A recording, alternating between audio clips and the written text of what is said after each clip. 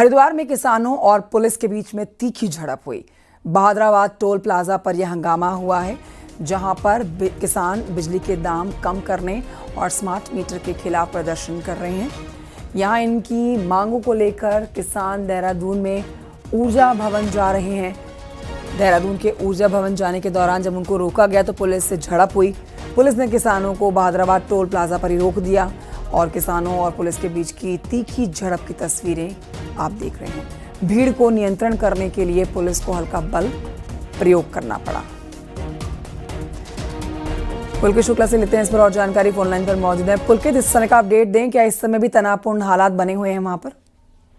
जी देखिए, किसानों की जब पुलिस बल के साथ झड़प हुई है, पुलिस को लाठियां भी फटकारनी पड़ी हैं। उसके बाद से जो किसान हैं, जो भी धरना देने के लिए ऊर्जा भवन जा रहे थे, वो बहादुराबाद टोल प्लाजा पर ही बैठ गए हैं। बड़ी संख्या में जो किसान थे वो देहरादून जा रहे थे, सैकड़ों की तादाद में, और कई वाहनों में जो किसान थे वो मौजूद थे और अपने पूरे टेंट और तंबू के साथ, अन्य साजो सामानों के साथ पूरी तरह से धरना देने के लिए जा रहे थे। तो अब उसी धरने को लेकर फिलहाल जो किसान है वो बहादुराबाद टोल प्लाजा पर बैठ गए हैं। कहीं ना कहीं पुलिस की जो कार्यशैली है उससे नाराज भी किसान नजर आ रहे हैं, क्योंकि किसानों की ओर से 3 दिन पहले पूरी तरह से जानकारी प्रेस कॉन्फ्रेंस करके भी दी गई थी कि बिजली के बढ़ते दामों और स्मार्ट मीटर और किसानों से जुड़ी जो अन्य समस्याएं हैं, उन मांगों को लेकर किसान देहरादून के ऊर्जा भवन में धरना देने के लिए, ऊर्जा भवन का घेराव करने के लिए जा रहे थे, जिसकी पुलिस प्रशासन को भी पूरी तरह से जानकारी थी। उसी के लिए ये पूरी तरह से सुरक्षा के यहाँ पर इंतजाम किए गए और बहादुराबाद टोल प्लाजा पर ही किसानों के जो धरने थी उसको रोकने की कोशिश यहाँ पर की गई। लेकिन क्योंकि किसान भी पूरी तरह से उत्साह में थे, पूरी तरह से जोश में थे धरना देने के लिए, इसलिए दोनों पक्षों में झड़प हुई है, धक्का मुक्की हुई है, जिसमें तस्वीरें इस तरह की भी सामने आई है कि किसानों की ओर से जो बैरिकेड थे उनको वहां पर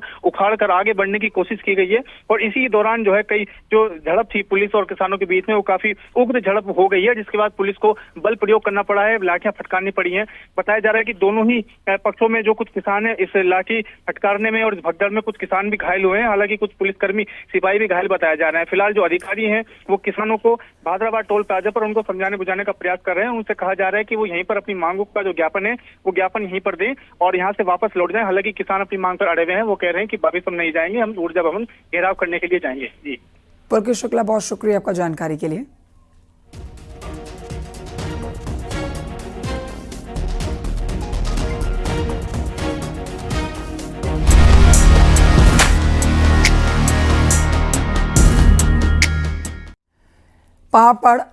पहाड़ पर आफत की बारिश लगातार जारी है। आपको बताएंगे इस समय का मौसम का अपडेट। बारिश लोगों के लिए मुसीबत बनकर बरस रही है। चमोली में बारिश के बाद बद्रीनाथ हाईवे कई जगहों पर बंद हो रखा है। पीपलकोटी, कमेड़ा, उमटा के साथ ही भनेर पानी, पागल नाला में सड़कें बाधित हैं। पहाड़ी से भारी मलबा हाईवे पर आ रहा है, जिसकी वजह से आवाजाही बंद हो रही है। हालांकि आपको बताएं कि सभी जगहों पर जेसीबी मशीन लगाकर सड़कों खोलने का काम तो किया जा रहा है, लेकिन खराब मौसम की वजह से बार बार परेशानियां आ रही हैं। मौसम खराब, हाईवे को खोलने में दिक्कतों का बीआरओ की टीम को सामना करना पड़ रहा है। सड़क बंद होने से दोनों तरफ यात्रियों का जाम लग रहा है। रोड खुलने में इंतज़ार का जो समय है वो लंबा होता जा रहा है, क्योंकि तय समय पर भी रोड खुलना मुश्किल हो रहा है खराब मौसम के चलते।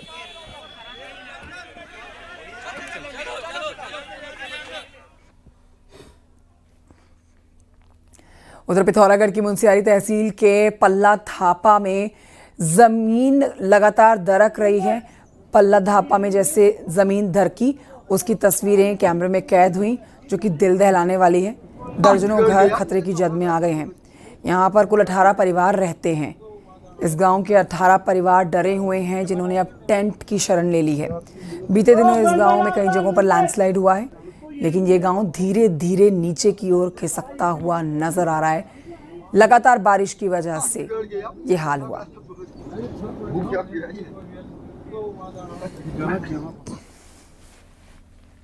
उधर उत्तरकाशी में करोड़ों की लागत से बनी ओपन टनल के ऊपर लैंडस्लाइड एक बार फिर से सक्रिय हो गया है, जिससे टनल पर खतरा मंडरा रहा है। लैंडस्लाइड के बाद पत्थर और मलबा टनल के ऊपर गिर रहा है, जिससे टनल और आसपास के घरों पर अब खतरा बना हुआ है। अब तक 2 बार भूस्खलन की रोकथाम को सुरक्षात्मक कार्य कराए गए हैं, लेकिन यहाँ पर भूस्खलन पर रोक नहीं लग पा रही है। टनल के ऊपर हो रहे लैंडस्लाइड का न्यूज़ 18 संवाददाता बलबीर परमार ने जायजा लिया।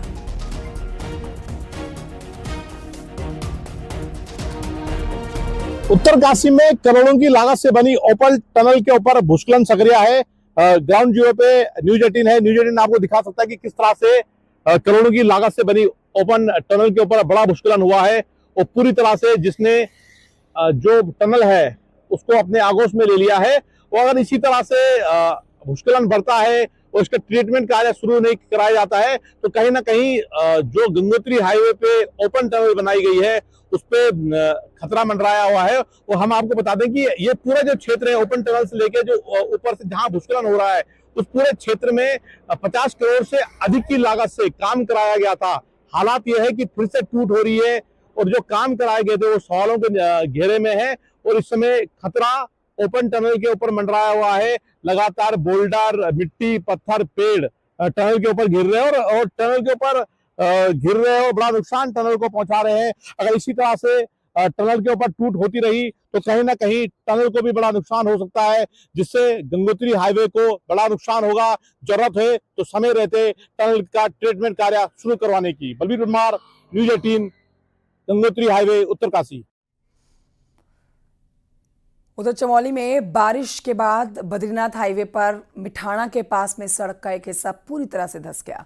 आवाजाही बंद है, जिसकी वजह से लोगों को परेशानियों का सामना करना पड़ रहा है। इस सूचना के बाद सड़क को ठीक करने का काम भी जारी है। तस्वीरें आपके सामने हैं। चमोली ऐसा है 4-5 साल से ये एक बार टिक गया था, उससे पहले भी टूटा था। एक बहुत बढ़िया ट्रीटमेंट यहाँ पर ग्रेफ द्वारा कर दिया गया था, लेकिन इस साल फिर दिक्कत आ गई और ऐसे टाइम पे आ गई है। पूरी रोड देखिए आप कि पूरी रोड ये बिल्कुल जा रही है। अब यात्रा पीक पे चलने का टाइम आ रहा है बरसात के बाद। अब ठीक इतनी पूरी रोड ऐसी गायब हो जाएगी यहाँ पे कि कुछ ना कुछ अल्टरनेट अभी से सोचना पड़ेगा, नहीं तो ये तो बिल्कुल यात्रा बाधित कर देगा। उधर रुद्रप्रयाग में जाम की समस्या से निपटने के लिए रुद्रप्रयाग में जवाड़ी गांव में एक जो बाईपास है वो बारिश के बाद खस्ता हाल हो चुका है। एक तरफ कई तरह की स्लाइडिंग जोन्स बन गए हैं और दूसरी तरफ करीब 40 से 50 मीटर हिस्से में बड़ी बड़ी दरारें पड़ गई हैं। स्थानीय लोगों की माने तो अलकनंदा नदी के कटाव की वजह से अब सड़क का बड़ा हिस्सा खतरे में है। मलमा भरा है और जब पानी का कटाव इस तरफ आ गया तो ये कच्ची मिट्टी है, इसको बरसात में ये धक्का देता है और ये मिट्टी नीचे जमीन के नदी के किनारे से धंस जाती है और ये प्रत्येक बरसात में ये हाल है। और एक पहले 1-2 फुट ये जमीन धंसती थी, अभी ज्यादा अधिक मात्रा में 4-5 फीट ये जमीन धंस गई।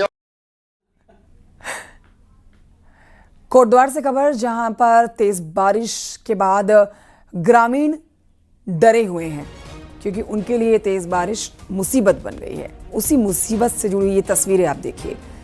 सत्ती चौड़ के साथ ही आधा दर्जन इलाकों को जोड़ने वाला मुख्य सड़क मार्ग जो है वो बारिश के चलते ढह गया है।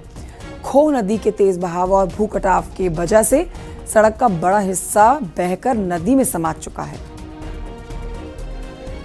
ये हर साल का है, हर बार ये बनाते हैं, पता नहीं कैसे काम करते हैं। हर बार बनाते हैं और हर बार ये नदी में बह जाती है और जो इधर रहने वाले हैं उनको हर साल भी यही दिक्कत झेलनी पड़ती है। हाँ, रास्ते से मतलब बहुत परेशानी है, आने जाने में भी परेशानी है लोगों को। अगर कहीं मतलब रातों रात किसी बीमारियां अगर वगैरह हो जाएंगी तो आते जाते के लिए लोगों के लिए बहुत परेशानियां हो जाएंगी इसमें।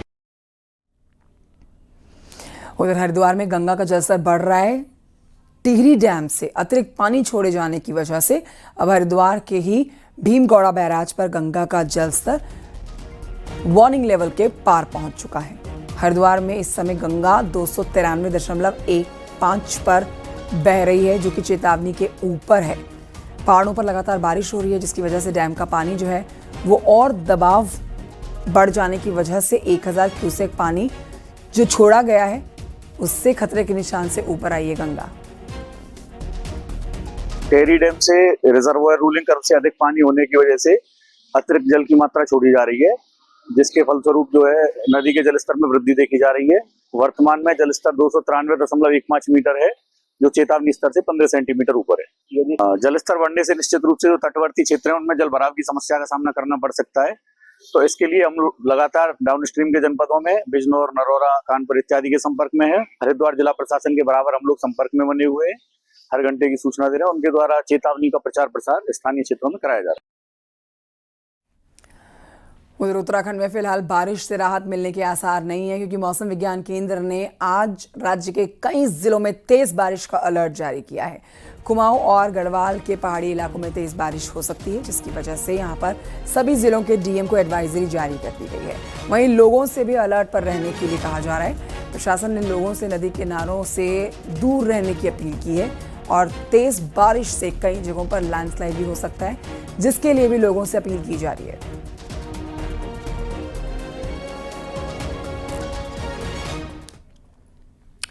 और ये बढ़ते आगे, आपको बताते हैं हर्षिल में बनी कृत्रिम झील के चैनलाइजेशन के बावजूद झील का पानी निकालने में सफलता नहीं मिल पा रही है।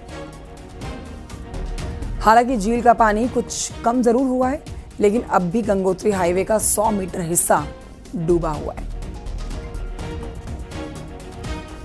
ऑल वेदर रोड दब चुका है और अगर उस झील को नहीं निकासी किया गया तो हम लोगों को बहुत खतरा है, जिस कारण से हर्षिल, बगोरी, जाला, सुकी, जसपुर के लोगों को भी बहुत खतरा है, जिससे जान माल का खतरा भी है। और सरकार से हमारा अनुरोध है इस झील को जल्द से जल्द निकासी किया जाए। झील में काफ़ी हमें प्रगति मिली है, काफ़ी उसका लेवल अप डाउन हुआ है। आर्मी से मैंने रिक्वेस्ट करी थी, अब वो जेसीबी भी उनकी मिल गई है और वो हम अब लगा सकते हैं वहाँ पे ओपनिंग के लिए, तो उससे और अच्छी हमें प्रोग्रेस मिलेगी, खासकर तेलगाड़ में हर्षिल और धराली को कनेक्ट करने की।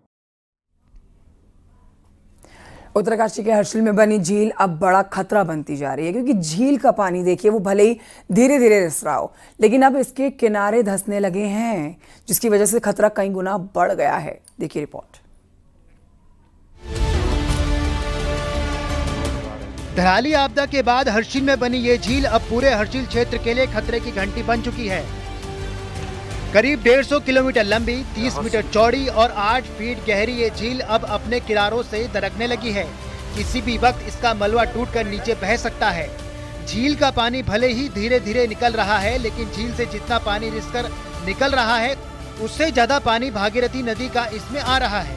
ऊपर से लगातार हो रही बारिश ने खतरे को और दोगुना कर दिया है। वहीं दूसरी ओर सड़क बंद होने की वजह से हैवी मशीनें झील तक नहीं पहुंच पा रही हैं।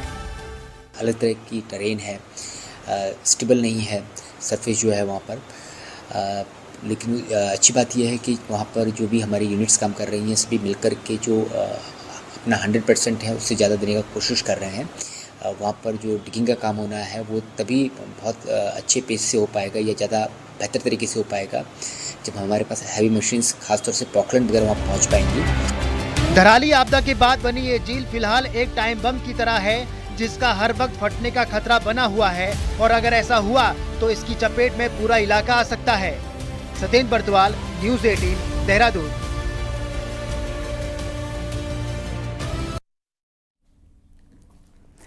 गैरसैंण में सीएम पुष्कर सिंह धामी आज मॉर्निंग वॉक पर निकले, जहां सीएम धामी एक चाय की दुकान पर पहुंचे और उन्होंने खुद चाय बनाई, चाय पी भी और पिलाई भी।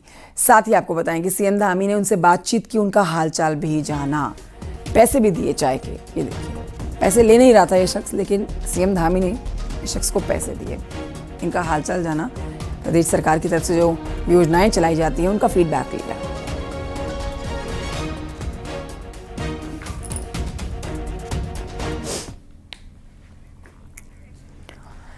बीजेपी सरकार में वन मंत्री रहे हरक सिंह रावत ने एक सनसनीखेज दावा किया है। पिछले विधानसभा चुनाव से पहले कांग्रेस में शामिल हुए हरक सिंह ने कहा है कि वन मंत्री रहते हुए उन्होंने बीजेपी के लिए खनन माफियाओं से चंदा इकट्ठा किया था। करप्शन के मामले में ईडी जांच के फंसे पूर्व मंत्री ने कहा कि ईडी चाहे तो उनकी बात की जांच कर ले।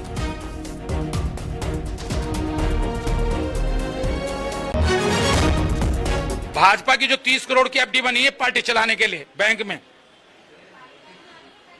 उसमें किस किस ने पैसा दिया है ईडी जांच कर ले, पूरी भाजपा जेल में होगी अगर ईडी ईमानदारी से जांच कर दे तो। सारे खनन माफियों से 10 मैं वन मंत्री था तो मैंने रामनगर में जाके, हल्द्वानी में जाके सब जितने खनन के ठेकेदार थे सबसे कहा 10-10 लाख के चेक लाओ।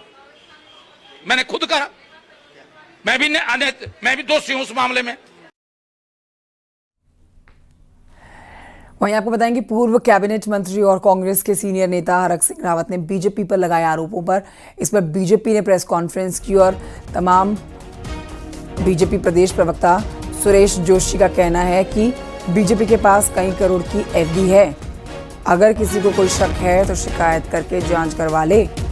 हमारा जो भी पैसा बैंक में है वो 1 नंबर का पैसा है। अगर उन्होंने लिए हैं तो उसको कोर्ट में जाए ना, वहां जहां पर को उनको लगता है कि ये चीज आपसे कह के तो समस्या का समाधान नहीं होगा, हमसे कह के भी नहीं होगा। अगर कोई चीज गलत हुई है देश के अंदर या प्रदेश के अंदर तो न्यायिक प्रणालियां हैं तो सही।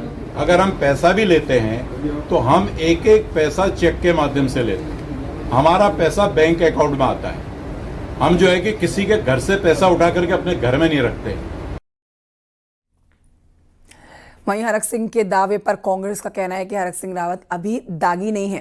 पहले बीजेपी उनकी चुनौती पर जांच करवा ले, फिर अगर दोषी पाए जाएंगे तो पार्टी आगे देखेगी क्या कदम उठाना है। तब होंगे ना जब कोई उनके ऊपर दाग, भाजपा कोई जांच कराएगी और तब उसके ऊपर दाग लगेगा। भाजपा के अंदर हिम्मत है तो चुनौती दी है डॉक्टर हरक सिंह रावत जी ने, उनकी चुनौती स्वीकार करो, जांच कराओ। और डॉक्टर हरक सिंह रावत भी अगर दोषी पाए जाएंगे तो कांग्रेस पार्टी विचार करेगी क्या करना है। 30 करोड़ में से उन्होंने 1 ही करोड़ का तो कहा है कन्फेशन कि भाई 1 करोड़ रुपए मैंने भी इकट्ठा करा। 29 करोड़ रुपए और कहां से आए? तो भाजपा जांच करवा ले, जांच में दूध का दूध पानी का पानी हो जाएगा। डॉक्टर हरक सिंह रावत दोषी होंगे तो तब हम देखेंगे क्या करना है। उधर उत्तराखंड में 3 विश्वविद्यालयों में 27 सितंबर को छात्र संघ के चुनाव होंगे और इस चुनाव की तारीख का ऐलान होते ही कॉलेज कैंपस में गर्माहट बढ़ गई है। छात्र संघ से जुड़े हुए नेता अभी भी से माहौल गरमाने लगे हैं। हल्द्वानी के MBPG कॉलेज में छात्र नेताओं और उनके समर्थकों ने कमर बांध ली है। एडमिशन के मौसम को कैश करते हुए फ्रेशर्स की मदद के बहाने चुनावी बिसात बिछाने में जुट गए हैं। ऐसे में प्रदेश के 100 से ज़्यादा छोटे बड़े PG और UG कॉलेजेस में छात्र राजनीति की सुगबुगाहट तेज है।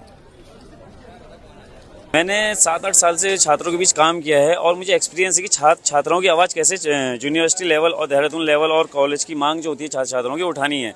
और मैंने कहीं ना कहीं छात्र हितों की लड़ाई लड़ी है और कहीं ना कहीं मैं छात्र हितों के बीच में काम किया है। मुझे अपने आप पर विश्वास और छात्र शक्ति पे पूर्ण विश्वास है कि इस बार अखिल भारतीय विद्यार्थी परिषद और मुझे विजयी बनाएंगे।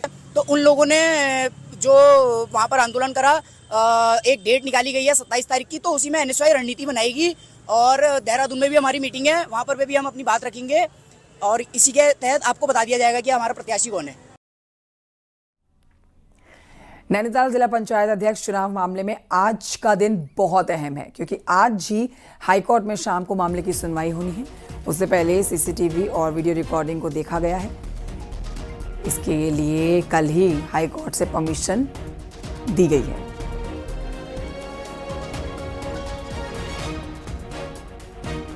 जिला पंचायत इलेक्शन को लेकर कई चीजें आज क्लियर हो जाएंगी और ये नैनीताल का जो DM कार्यालय है वो है और यहाँ पर भारी पुलिस फोर्स को तैनात किया गया है। और उत्तराखंड हाईकोर्ट के आदेश के बाद जो वीडियोग्राफी है या फिर जो CCTV कैमरे हैं उनको चेक किया जा रहा है क्योंकि कांग्रेस ने जो कल एक याचिका मेंशन की थी उसमें स्पष्ट तौर पर ये कहा था कि जो एक वोट है उस पर संचय है क्योंकि 1 को 2 किया गया है। अंदर अभी जो वकील हैं, चाहे वो याचिकाकर्ता के वकील हैं, सरकारी वकील हैं या फिर राज्य निर्वाचन आयोग के वकील हैं, वो हैं और पूरी जो रिपोर्ट है वो तैयार की जाएगी। CCTV कैमरे चेक होंगे क्योंकि बताया गया था कि कोर्ट को कि 1 वोट में हेराफेरी की गई है और तमाम जो अनियमितताएं हैं वो जिला पंचायत इलेक्शन में की गई हैं। हालांकि इस पूरी रिपोर्ट को उत्तराखंड हाईकोर्ट में दाखिल किया जाना है और उसके बाद ये साफ हो पाएगा कि आखिरकार इलेक्शन में गड़बड़ियां हुई हैं या नहीं हुई हैं। शाम 2 बजे के बाद उत्तराखंड हाईकोर्ट इस पूरे मामले पर सुनवाई करेगा तो ये कहा जा सकता है कि शाम को कोई निर्णय उत्तराखंड हाईकोर्ट से भी इस पूरे मसले पर आ सकता है। वीरेंद्र बिष्ट, न्यूज़ 18, नैनीताल। उधर देहरादून में आइस स्केटिंग रिंग पर पहली बार एशियन ओपन स्केटिंग ट्रॉफी का आगाज हो गया, जिसमें एशिया के 11 देशों के खिलाड़ी अब बर्फ पर करतब दिखा रहे हैं।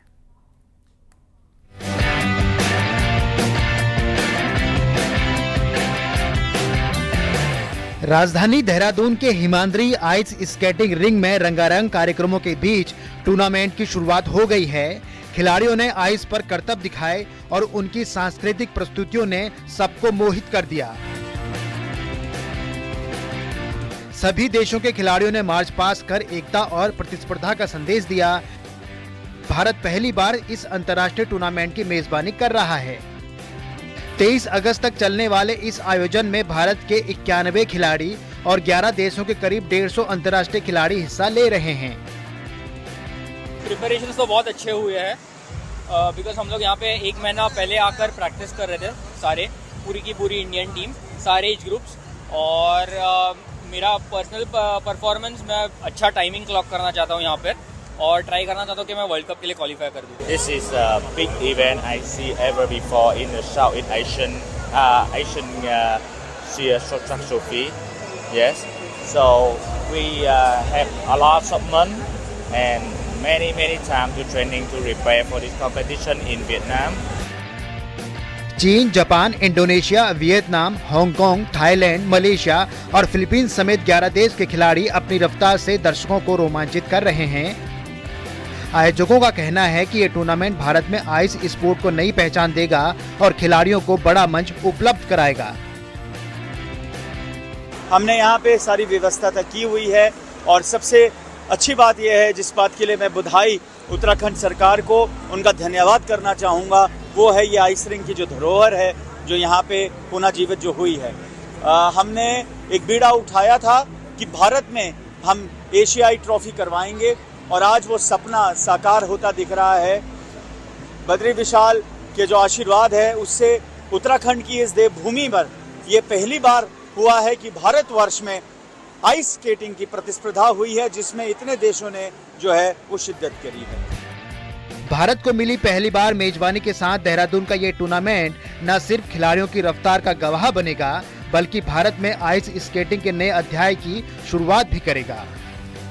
सतेंद्र बर्तवाल, न्यूज़ 18, देहरादून।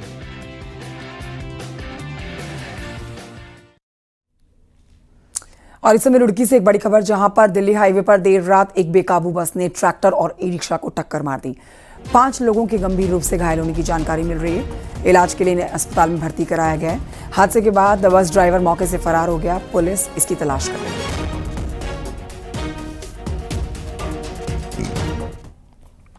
उधर रामनगर के कॉर्बेट टाइगर रिजर्व में इन दिनों वन कर्मियों को अलर्ट पर रखा गया है। इसके साथ ही वन कर्मी दिन रात पार्क की गश्त भी कर रहे हैं। ये पूरा मामला क्या है, इस रिपोर्ट में देखिए।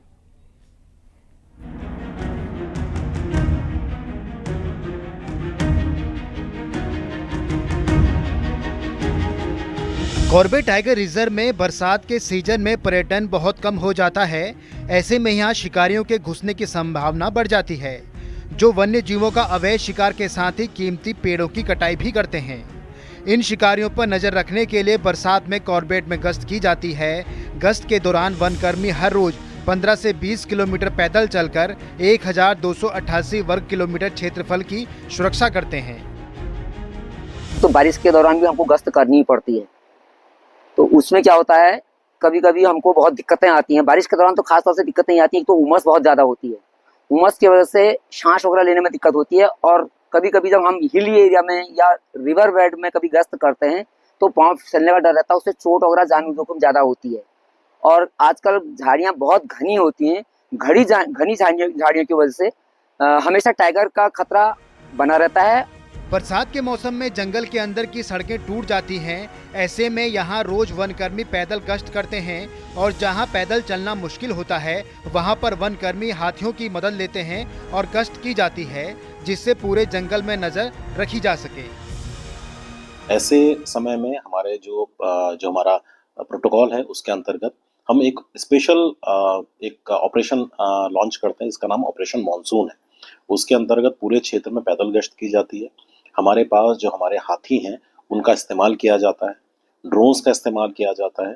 जो कालागढ़ रिजर्वायर है, जो डैम है, उसके पानी में हम बोट्स का इस्तेमाल करते हैं। उमस भरी गर्मी, कठिन परिस्थितियों में वनकर्मी जंगल और जंगली जानवरों को बचाने में लगे हुए हैं, ताकि देश भर से आने वाले पर्यटक कॉर्बेट के शानदार नज़ारों का दीदार कर सकें।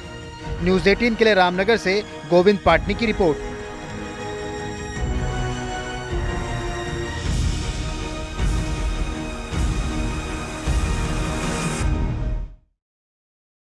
उधर ऋषिकेश में गंगा कॉरिडोर परियोजना और कुंभ निर्माण के तहत काम हो रहा है। ऋषिकेश के आस्था पथ को जानकी सेतु से जोड़े जाने की योजना है। इसको चंद्रभागा नदी पर गाटा पुल की मदद से जोड़ने का प्रस्ताव है। इस योजना से यात्री बिना ट्रैफिक में फंसे कम समय में जानकी सेतु तक पहुंचेंगे। प्रोजेक्ट है ऋषिकेश के लिए चंद्रभागा नदी में नाव घाट के पास एक पुल निर्माण होना है जो पूरा आपका ये जानकी सेतु से लेकर के आपका बैराज तक का पूरा क्षेत्र को जोड़ेगा। ये पुल बनना बहुत आवश्यक है, ये हमारे यहाँ से प्रस्तावित है।